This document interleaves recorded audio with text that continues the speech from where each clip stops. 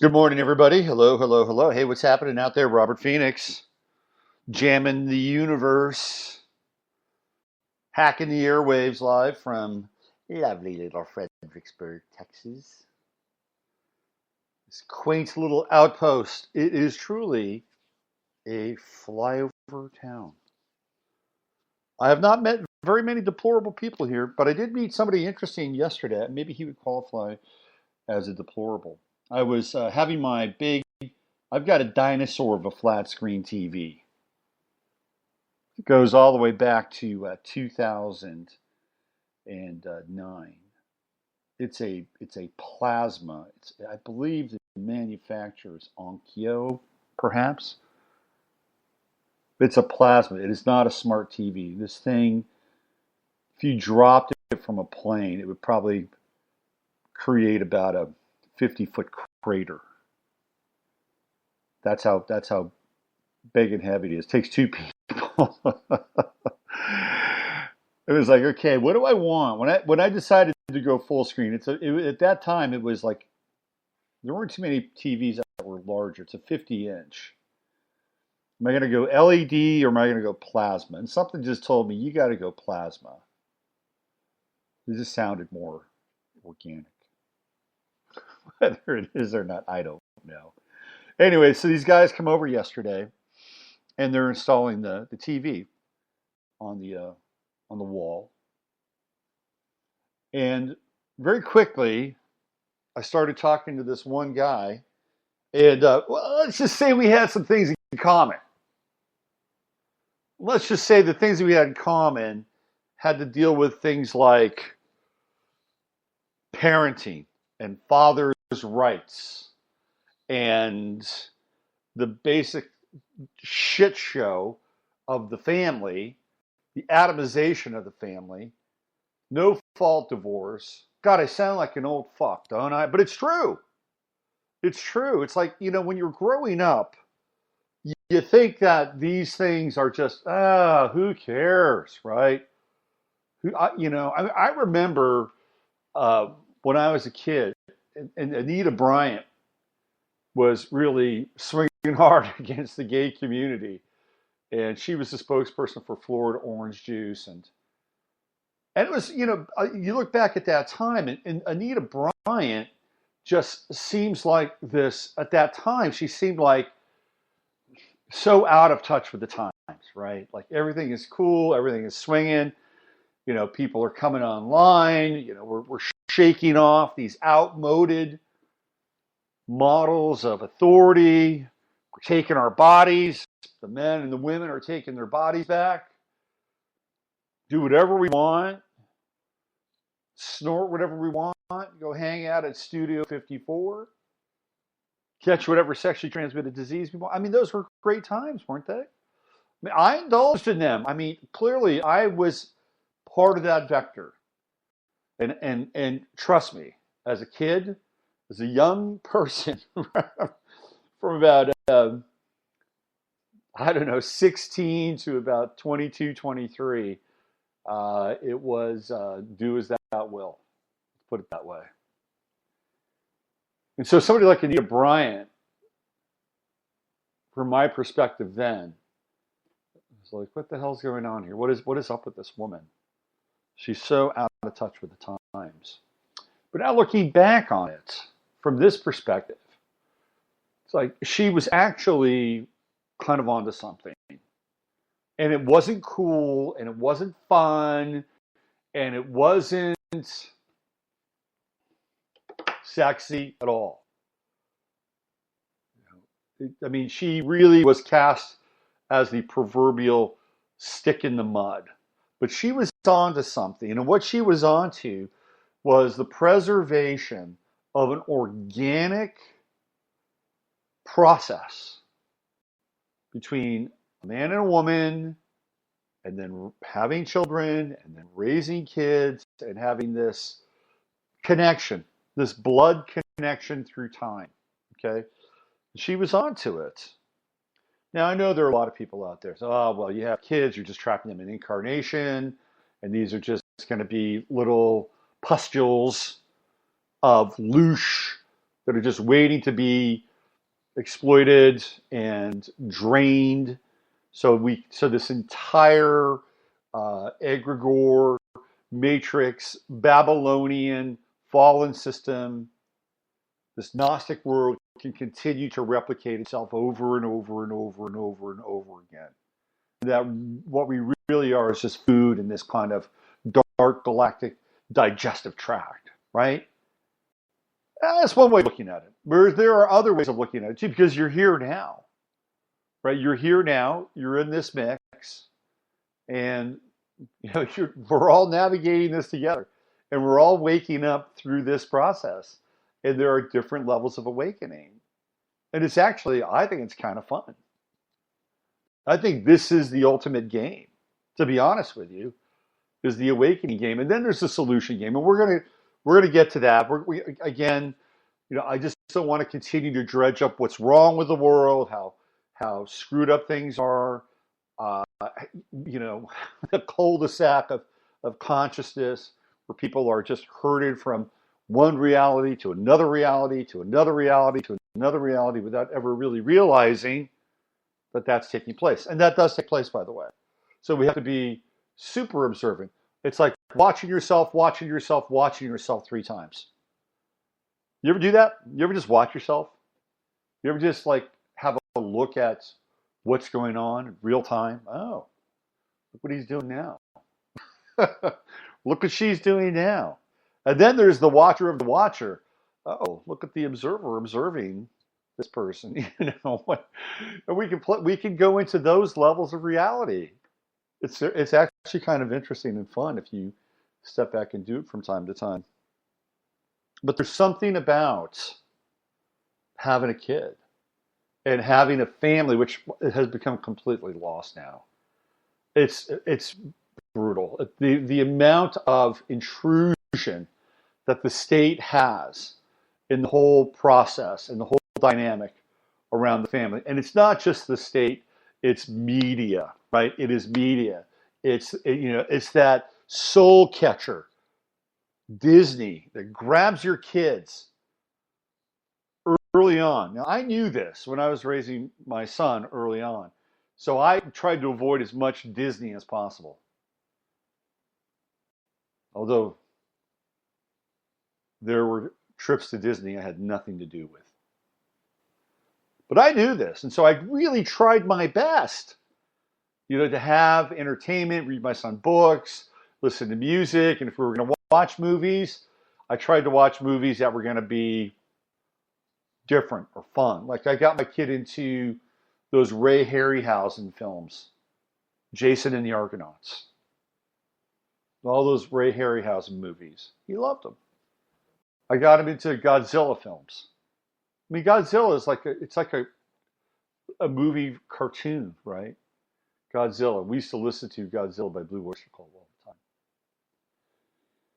But that's what happens with Disney. It's like they're right there. They're just waiting. It's like the entity is just waiting.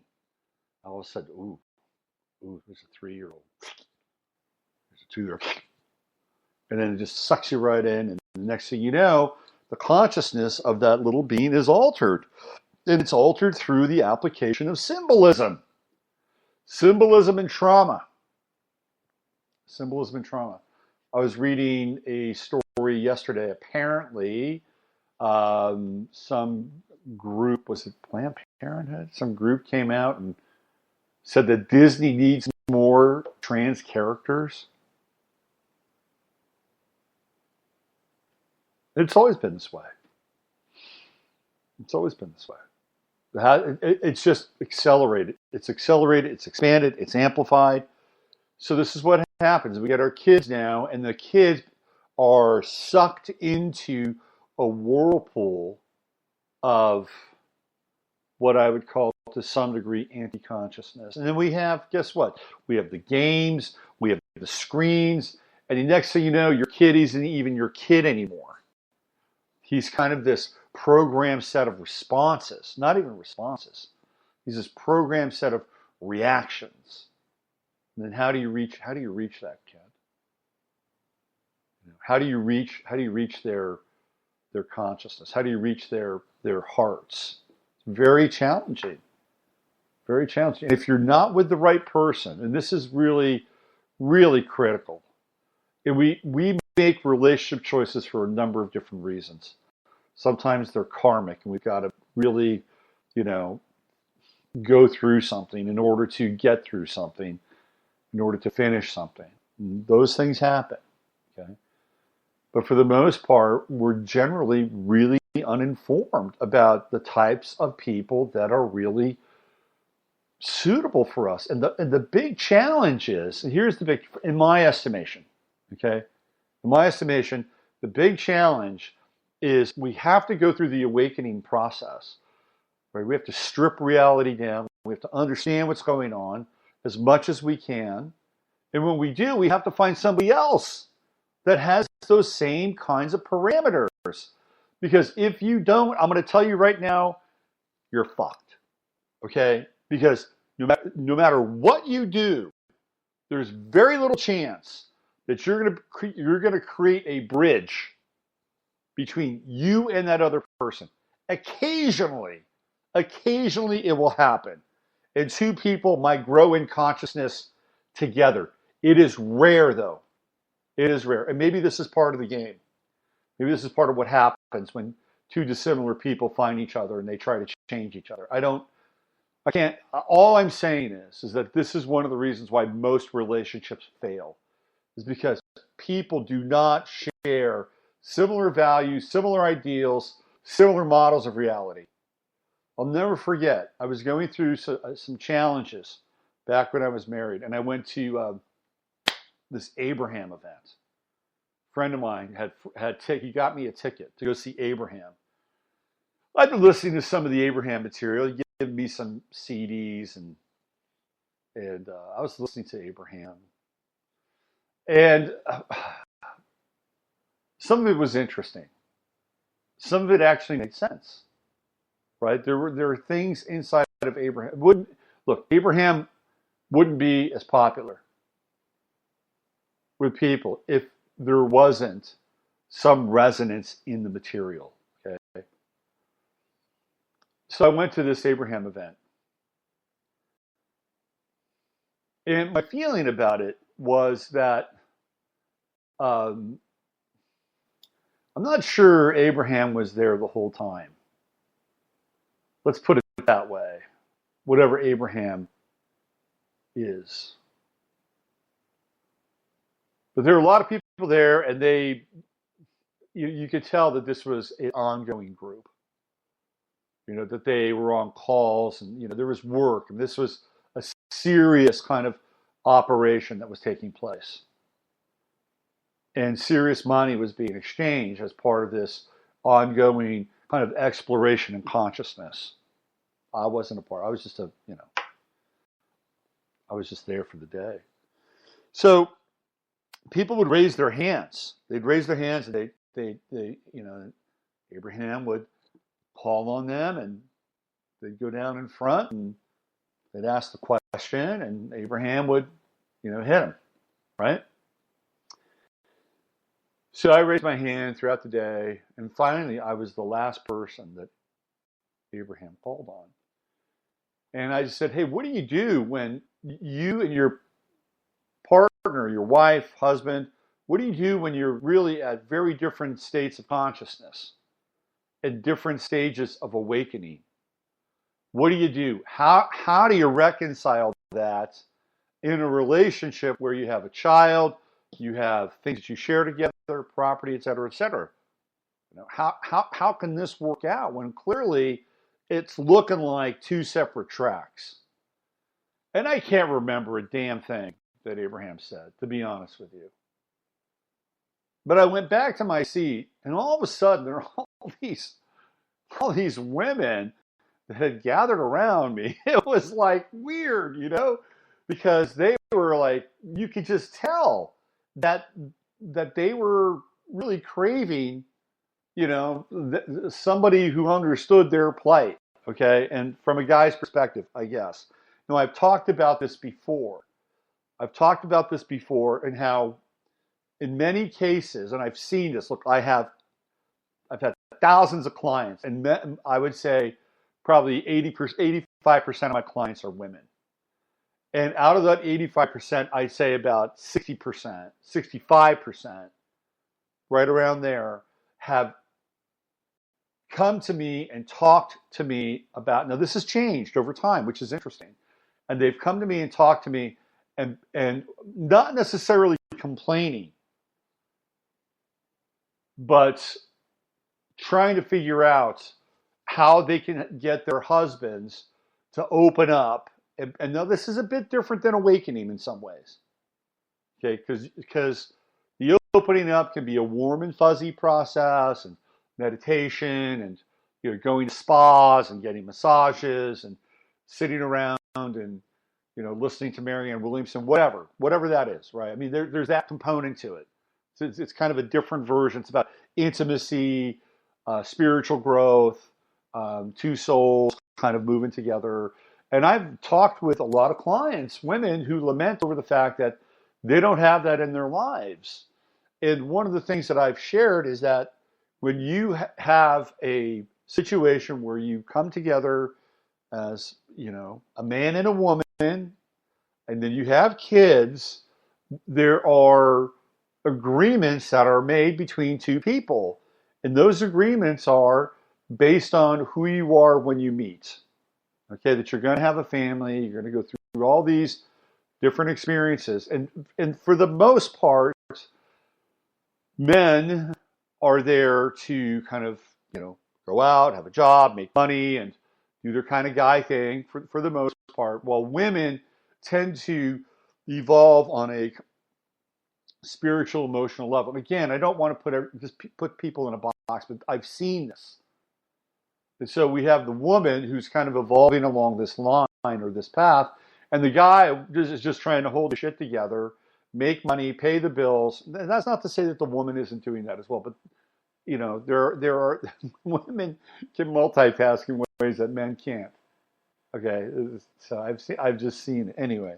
So the guy winds up being asked to be a part of a new evolution of the union, which I don't think is necessarily a bad thing. But what women have to understand is that if they demand too much in that situation, they're going to become completely dissatisfied, and the marriage will go to shit. They'll look elsewhere. They'll find, whatever.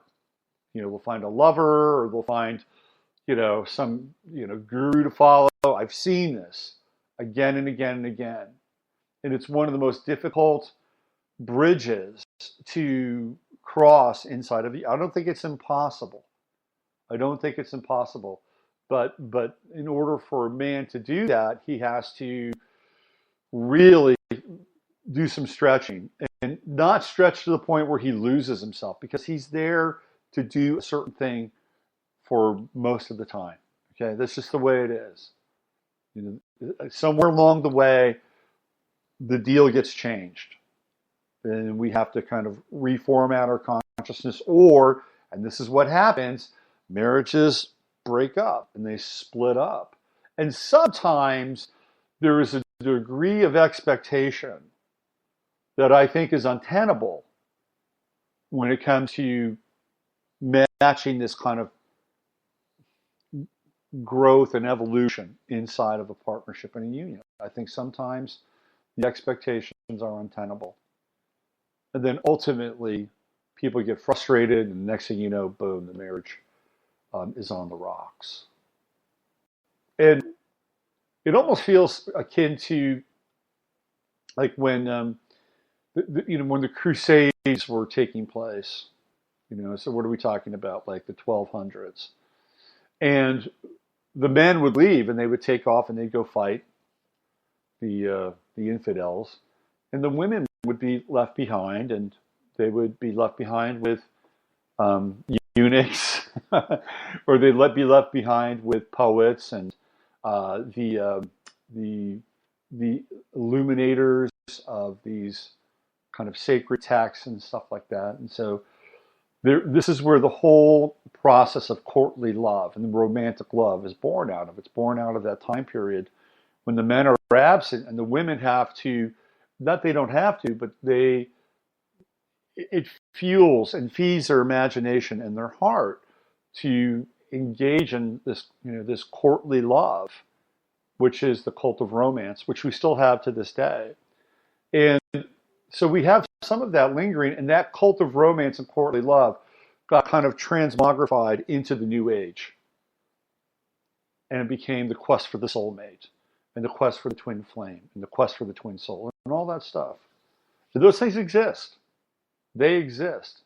But ultimately, what I think women are really looking for and craving is a really deep spiritual connection, a profound spiritual connection, so that they can take that and bring that into the rest of their life and the sphere of their life.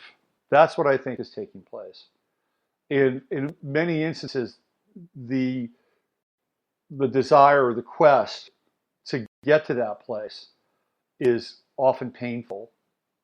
It can be very painful, especially when you realize that, the person that you're with doesn't have that same kind of goal or intention. And that's where things get really tricky. Okay, that's part of it. Now, the other part is the awakening piece. Now, the awakening piece is, because this is all like, we are post New Age right now. The New Age is over. It's done with. It's gone. We are post New Age. We were in a different place in a different time. And what we're talking about now, what we're thinking, what we're feeling, what we're striving for is peeling back the layers. It's peeling back the layers. And I've seen this on Facebook. I would say on Facebook, some of the fiercest posters, commentators, people that want to contribute to my posts or their own posts are women. They're women, and it's great. It's like, man, this is fantastic. We're moving in a new direction here, and really we're kind of assembling this new model of consciousness, which is about awakening. It's about waking up, and sometimes that awakening process is really dark. And it's really heartening to see women go through this process. So, it's really important that if two people want to get together and have a successful relationship, that number one, the values have to be shared. It's so vital, so important. The values have to be shared, and a process of awakening has to be in place. Because what happens when one person wakes up and the other person wants to stay asleep? Or what happens when one person wakes up and the other person has their own version of awakening, which is like on the other side, right? It's not a very successful model. So anyway, I was hanging out with this guy yesterday. We were talking about the same things. And the next thing you know, he's like, hey, I want to start a men's support group. I've been thinking about it because he's going through hell with a divorce and custody and kids. Guy's got a 28-acre ranch. He's being forced to sell his ranch. Could you imagine that? Could you imagine that? 28 acres probably was in his family, right? And he's being forced to sell this ranch because his soon-to-be ex-wife has hit him with some kind of legal half Nelson. And now he's got to be forced. He's forced to sell his 28-acre ranch. Holy shit! He's got 3 kids. Youngest 3 years old. Oh, we do ourselves such a disservice by not really being conscious and aware around the people we choose. So anyway, all of a sudden now I got that, and he was really up to speed. I mean, we started going back and forth. This guy he's into, he installs TVs for a living, and we were talking about this new deal that Samsung has. Check this out. Samsung has this new technology on their TVs where you can turn it on and plug it in, and it will hypnotize your ass so that you won't remember your favorite binge watching show. Like if you want to watch Mad Men all over again, you just plug into this little Samsung technology, and it's like watching Mad Men all over again for the first time. They've got that. And I was reading about that. And he shared it with me. He's like, oh, yeah, I know about that. Then I told him about this whole concept of the free range kid, which Matt from Arizona sent me. He sent me a link to this thing. Utah had to pass a law so that they could allow, I talked about this the other day, so they could allow kids to walk to school by themselves. You knew about that too. So we were up to speed. We were communicating at a high level. So this is just to give you a little snapshot of life here in Fredericksburg and how it might evolve. This could be interesting. This could be interesting. This is what I was kind of feeling when I came out here. Okay. I was feeling that there is a consciousness here that I needed to be a part of. That there are people here that I was going to meet that were going to be part of this next phase of my life. So I'm, slowly integrating here. And whenever you're in a new place, I live by the code of the wanderer. Keep a light footprint. Don't make a nuisance of yourself. Observe the customs. Find out what the customs are. Observe the customs. It's that easy. A lot to talk about today. Okay, so speaking of, before I go on to the next topic, a couple of things. Speaking of this whole kind of morality trip, Walmart is going to stop carrying Cosmopolitan at the checkout stands. How about that? That's really interesting, I think. When I was a kid, I thought about this. When I was a kid, Cosmo was always at the checkout stand. Man, I liked those covers. It was like, these are some hot women. I like this magazine. Do they have any more kind of scantily clad pictures of women in here that I could look at? Anyway, whether, we're living in a time where people are really getting territorial about truth, information, media, and speech, clearly. And this is another kind of example of it. And I'm sure we'll see one on the left and one on the right, whatever. It's a time when people are picking and choosing and parsing what kind of experience they want to have. Even though our quote-unquote controllers, the planetary management team, the sons of Belial, have different ideas in store for us. Just wanted to keep you up to date on that. The other thing I wanted to talk about very briefly is what's happening with this Facebook and Cambridge Analytica piece. First of all, let's be clear, psychographics have been a part of elections for a very long time. They started to take hold in the 1960s when computerization really began to make inroads into data mining and information sharing. It was primitive, it was crude by today's standards. But they were using it. And the most famous example is in 1980 when Ronald Reagan got elected president. And this is when psychographics came into play. The Reagan team went out and hired SRI, Stanford Research Institute.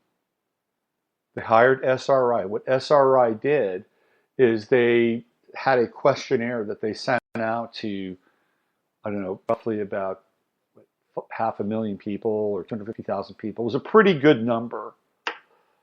And what they did is they had a series of questions that were sent out to people that were going to be part of, to some degree, Reagan's demographic, which would be middle to upper middle class.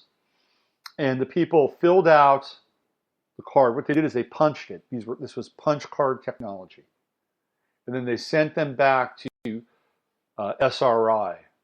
And SRI compiled the data, and they gave the data to the Reagan campaign, to the Reagan team.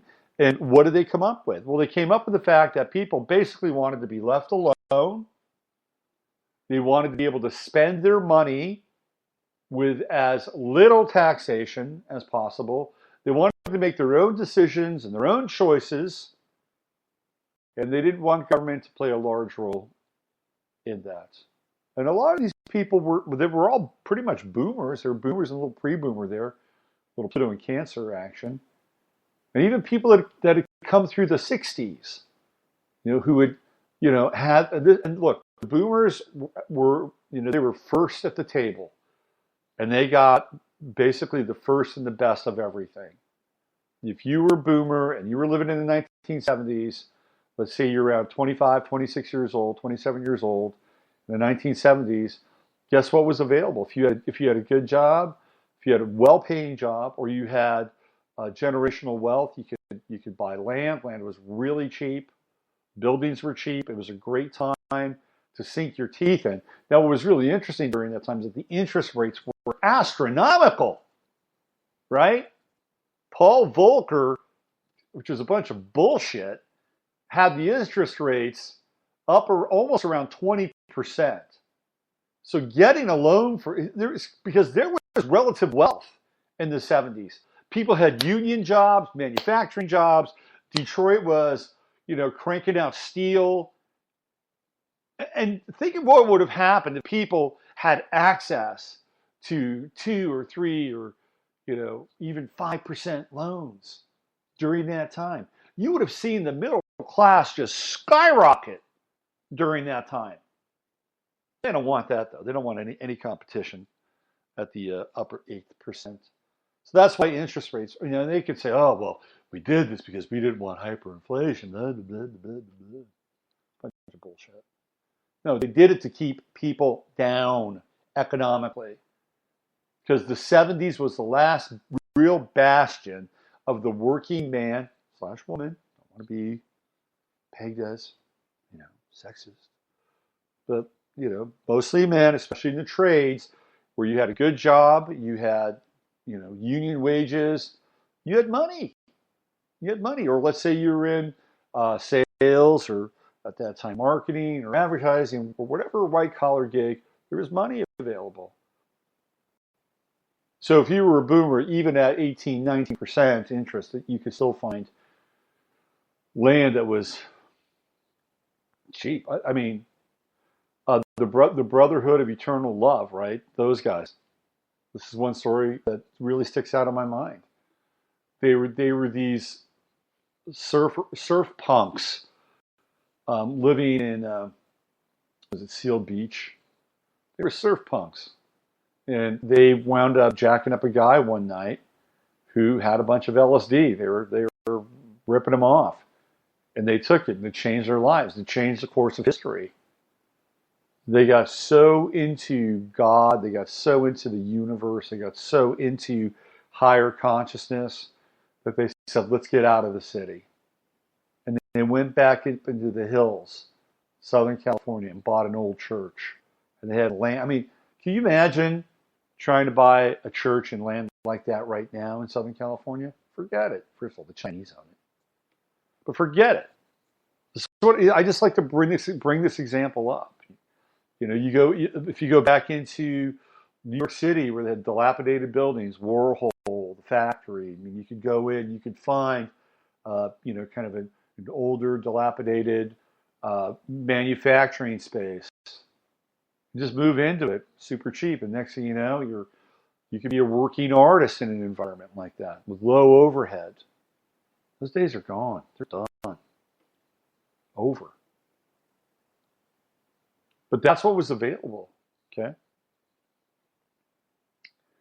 So Reagan was using these psychographics.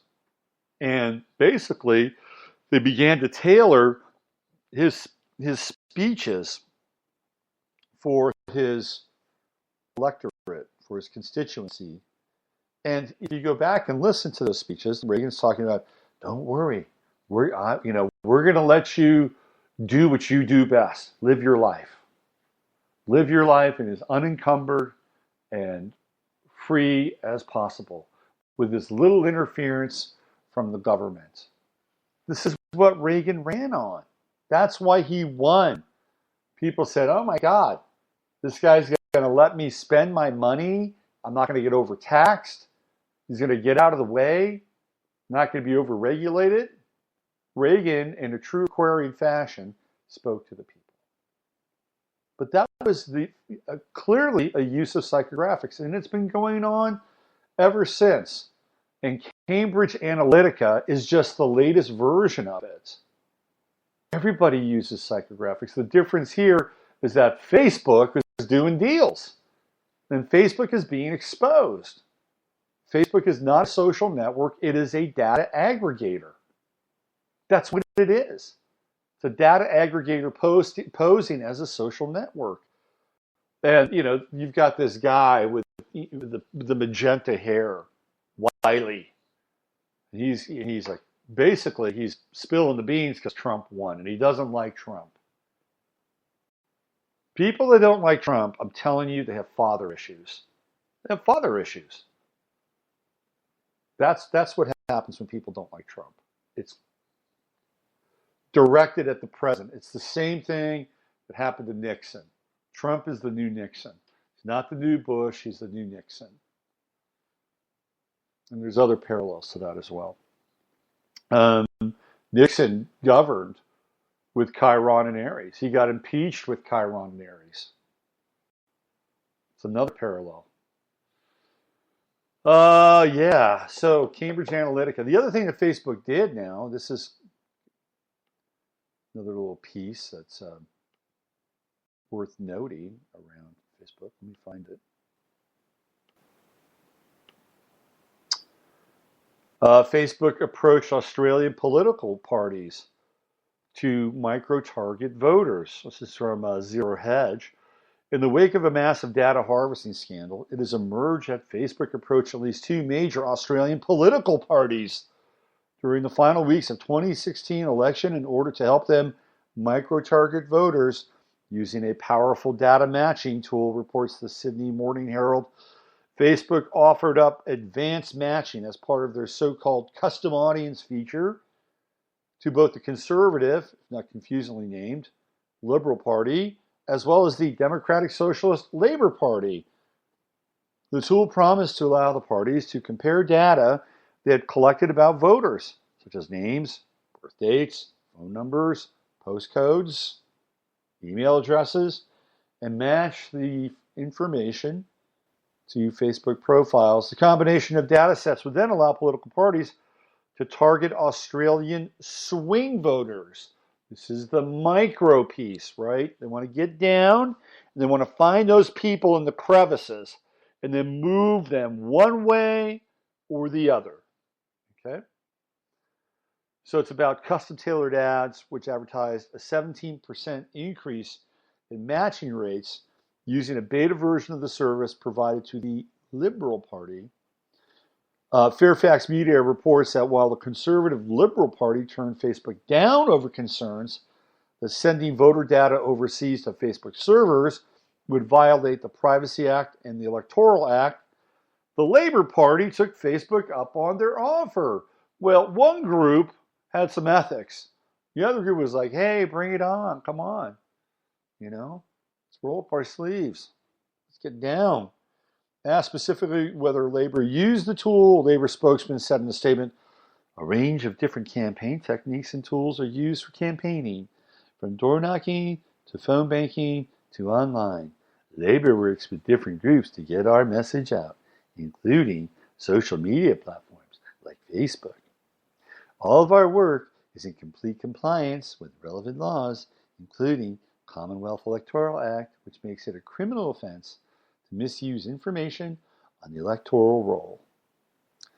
So this is on Zero Hedge.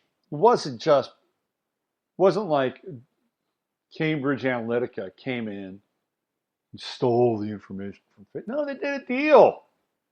They did a deal, and Facebook has been doing deals with people that are trying to run elections in the United States, in Europe, in Australia.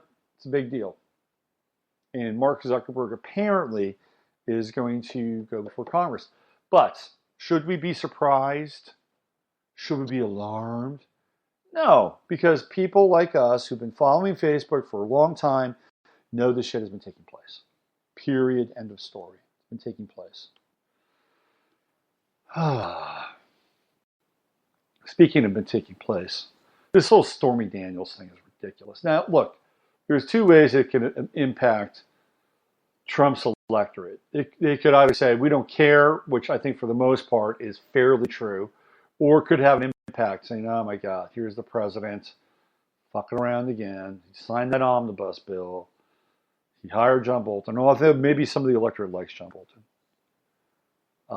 Geez, I don't know. I'm getting off the Trump train. And I've heard some of that. And it's mostly due to the omnibus bill versus the Stormy Daniels stuff. But the Stormy Daniels stuff is ridiculous. It's ridiculous. There have been scandals in every single president, except maybe Carter. Carter didn't fuck around. But we know Bill Clinton did. That's part of the public record. And the media did not descend upon him like vultures in the same way they're doing every single day with Trump. They just didn't. That's what happened. What about George W. Bush? How about Jeff Gannon, a.k.a. James Guckert, a.k.a. Johnny Gosh, who would show up? And this guy had, what, like 35 overnights at the White House? Overnights! Not just, hey, you know, we're going to meet with the president. Overnights. He would show up at the National, press corps. Bush did a lot of press conferences. He did a lot of talks from the Rose Garden, which Obama did not do. Obama didn't do that at all. And Trump has not done that very much either. George Bush did. And whenever the heat got turned up, there was this bald-headed guy in the audience asking an inane question and redirecting the energy and the flow of the press conference. Who was that? It was Jeff Gannon. James Guckert. He was given a press pass. He was given a press pass. He was given overnight access to the White House. And you know what else he was involved in? He was involved in being a male escort. That's right, a male escort. He had a male escort service. Rough and tumble, rough trade, military style, male escort services. George W. Bush was having an ongoing sexual relationship with Jeff Gannon while he was in the office, the Oval Office. And the mind-blowing thing about this is that, all these Christians just loved Bush. Oh, he's a Christian president, so I just trust him. Meanwhile, Jeff Gannon is acting like a bear in the overnights. That was happening. Nobody really talked about that. Oh no, because it was not politically expedient. He had all the right people in all the right places and all the right pockets. If we had had the same intense scrutiny with social media then that we do now, I don't think he makes it out. I mean, I think that it could have been just a real disaster. It should have been one of the worst presidents ever. Got us into 9/11 and these entanglements in the Middle East and North Africa. Can thank the Bush family.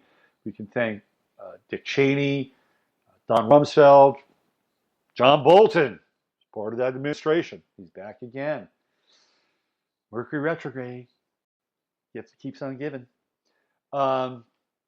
Speaking of which,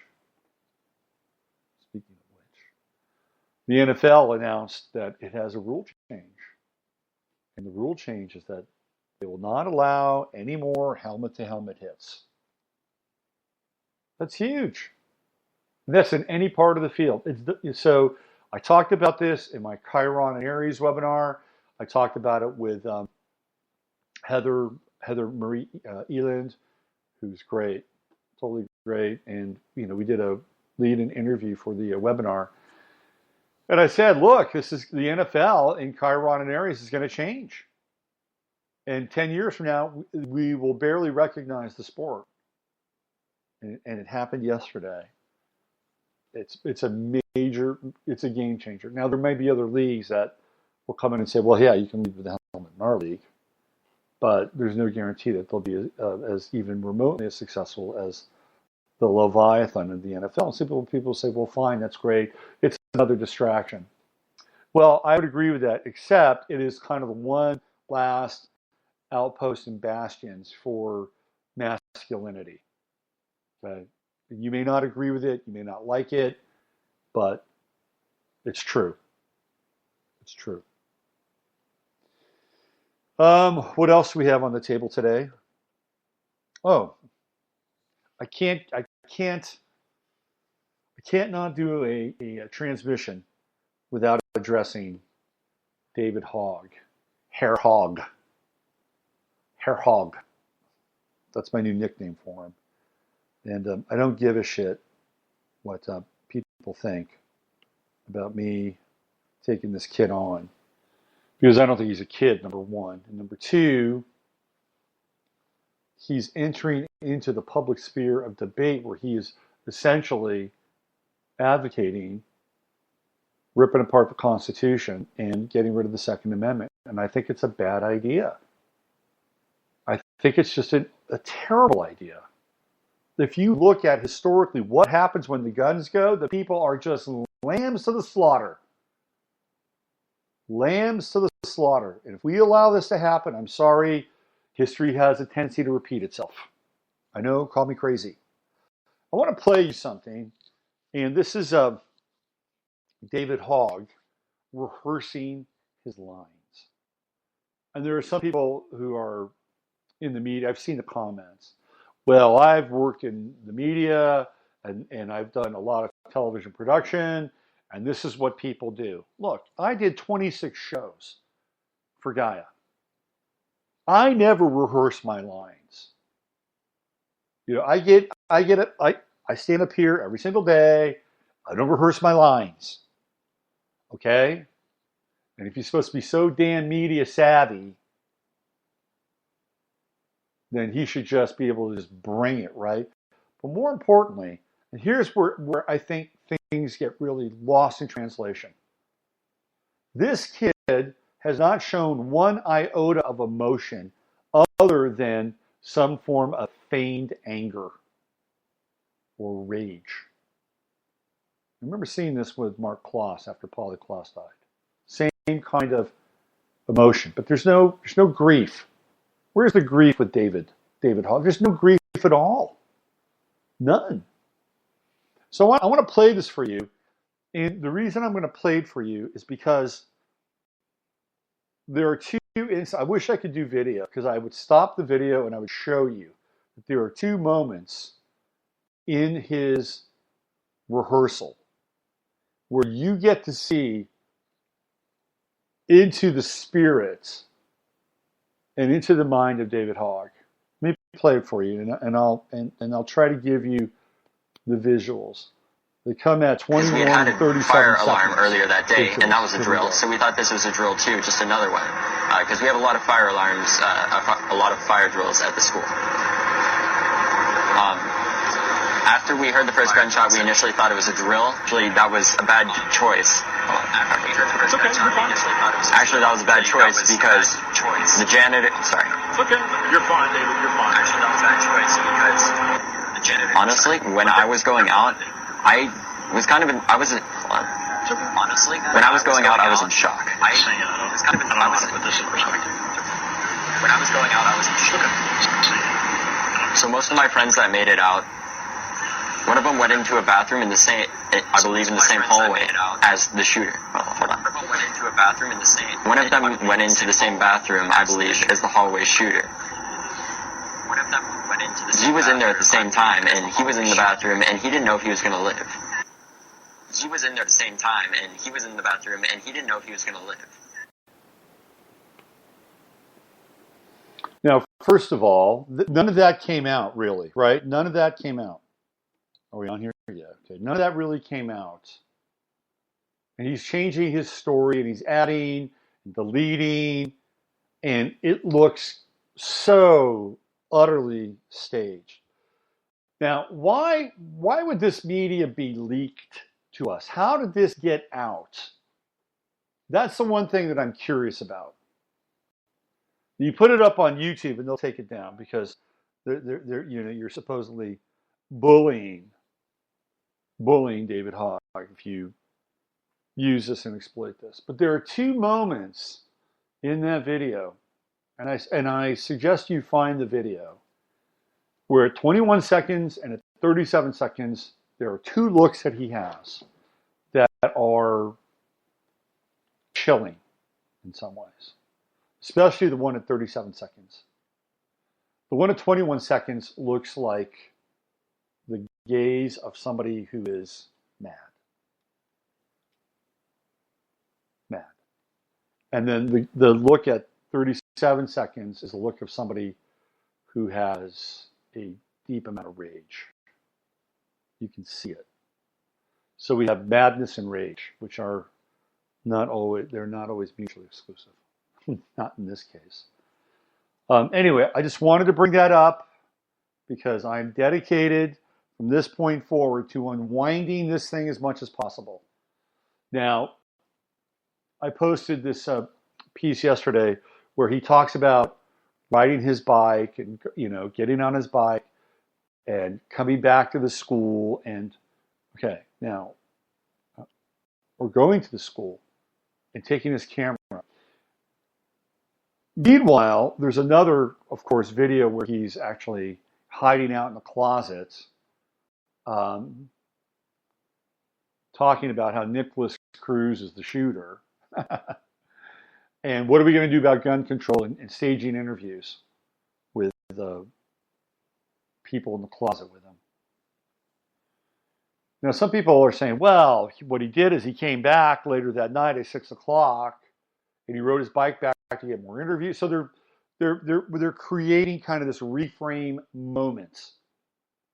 Where it's like, this is what really happened. This is what he was really trying to say. And, it was edited, blah, blah, blah, blah, whatever. Okay. I don't think it was edited. What you see is David Hogg. And very quickly, after he says this, the other kids begin to chime in because they know his story is off at this point.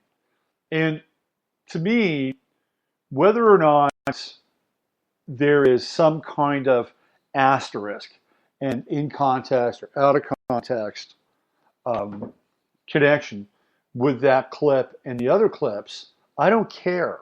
And the reason I don't care is because he is specifically saying he was not at school and he heard the shooter. Now, and then he pedaled on his bike. It doesn't hold up.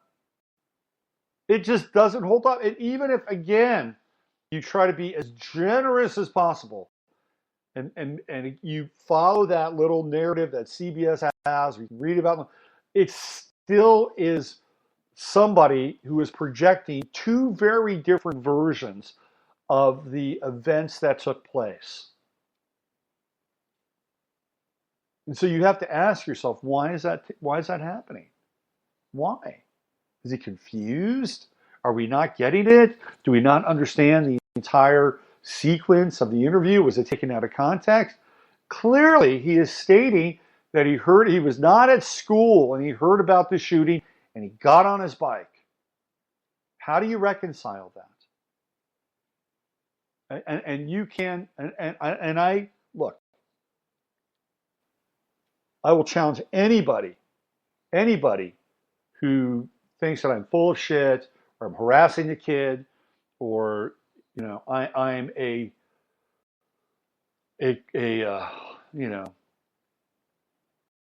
just a stick in the mud when it comes to quote unquote progress.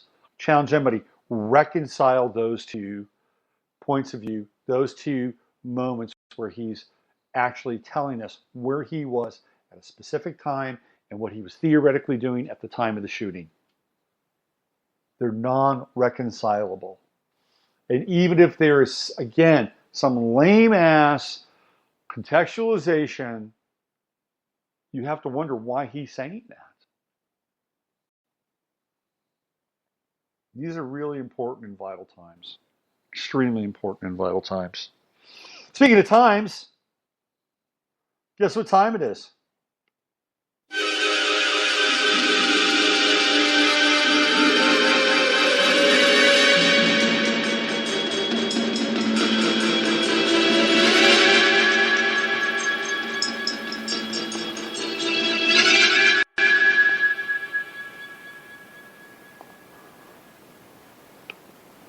That's right. It's time for the time tunnel. Going back into the mists of time. Today is March 28th, and we're going to be looking at March 28th throughout history. As soon as I close this window on my computer.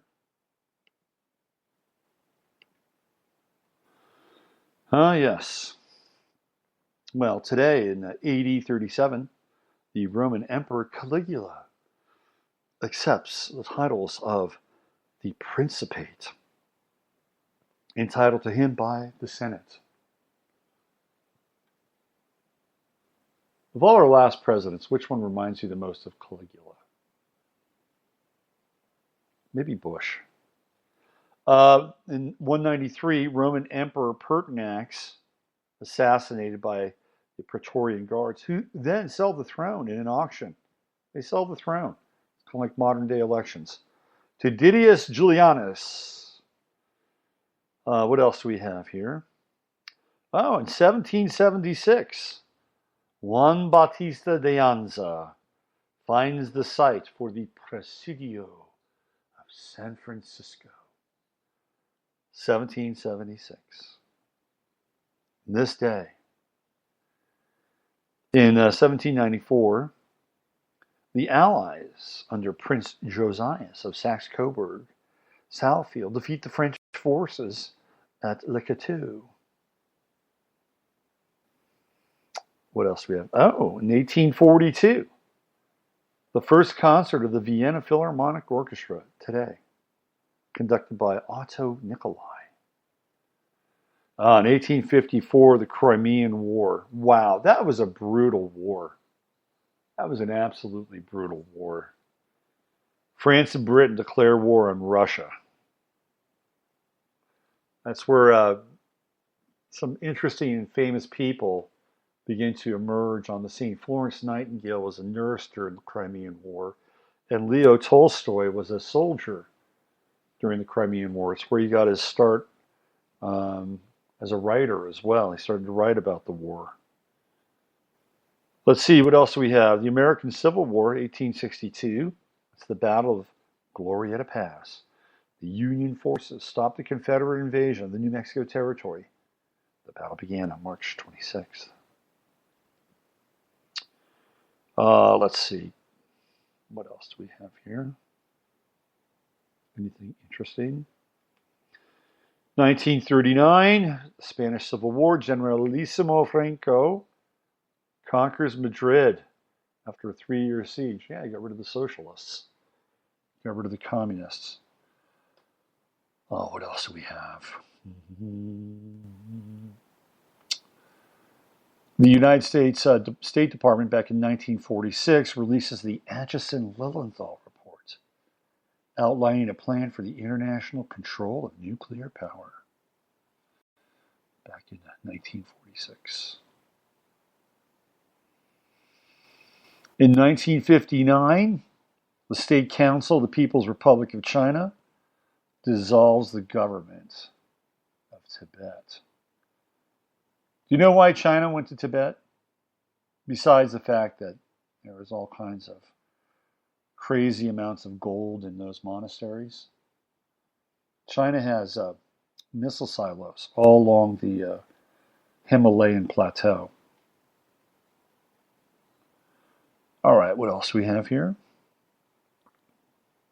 1979.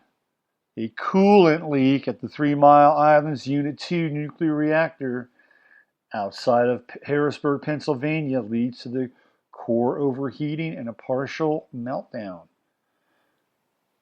That was a big deal. That was a really big deal. Hollywood got on board with that. They had the movie The China Crisis, Jack Lemmon, Jane Fonda. And there were a lot of concerts that were taking place then. That was the whole No Nukes concert tour. There's an album, a live album called No Nukes. One of the best performances on there is by Gil Scott-Heron, doing a version of The Day We Almost Lost Detroit. What else do we have? 1990, George H.W. Bush posthumously awards Jesse Owens the Congressional Medal of Honor. Let's see. In South Africa, the African National Congress security guards, the ANC, killed dozens of the Inkatha Freedom Party protesters. Speaking of South Africa, the slaughter is on. The land grab is on. And of course, very little is being talked about this in our media or by our president. Australia has responded, though. Australia said, come on over, we'll take some of you folks. Good. And they're catching heat for it, by the way. Bunch of bullshit. Let's see. Anything else? Yeah, not much. Not much. Pretty uneventful day in history. Unless you're Caligula. That was a great day for Caligula. All right. Any interesting birthdays today? Let's see.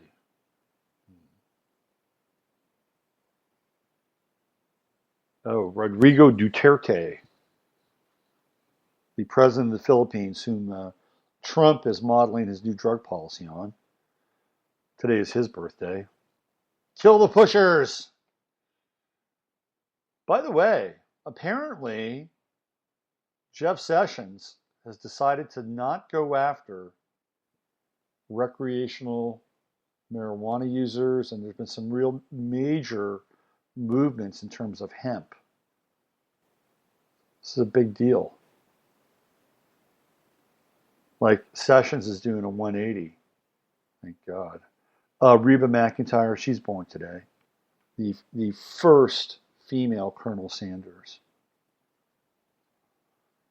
Would that be? I guess she'd be Trans Sanders, right? Trans Sanders, Trans Colonel, Colonel Trans. What else? Who else? Today is Bart Conner. Bart Conner's birthday. American gymnast, won a gold medal. Los Angeles Olympics. Part of that great United States men's gymnastics team. I believe he's married to Nadia Comaneci. If I'm not mistaken. Could be wrong, but I think so.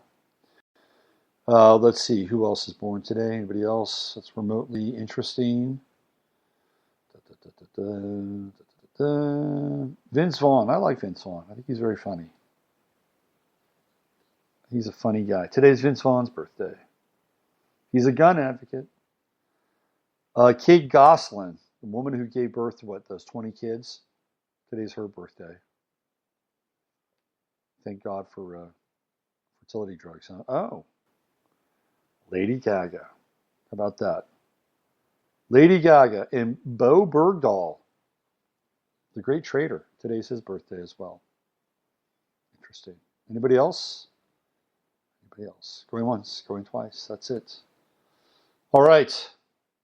I just wanted to remind people that one of the things that I do is that I am an astrologer. I'm not just a kind of a social commentator gadfly, although I do it to cleanse my soul and to do my best to disseminate information to you on a daily basis, 8 o'clock or thereabouts every morning here on Spreaker and then over on YouTube. But I am an astrologer, and I do enjoy working with people. It's one of my great passions, and my real thrust with astrology is to help people uncover their destiny and to be able to avail themselves of their gifts and live their lives in ways that are more authentic, unique, flowing, and integrated. So if you want to find out more about my astrology, work, and services, you can go to my website, robertphoenix.com. I'm about ready to put up a new post on these astrological cycles I've been talking about, and a little bit more than that. All right, so let's get on out of here. But before we do, you know what we've got to do? We've got to come back to present time. That's really important.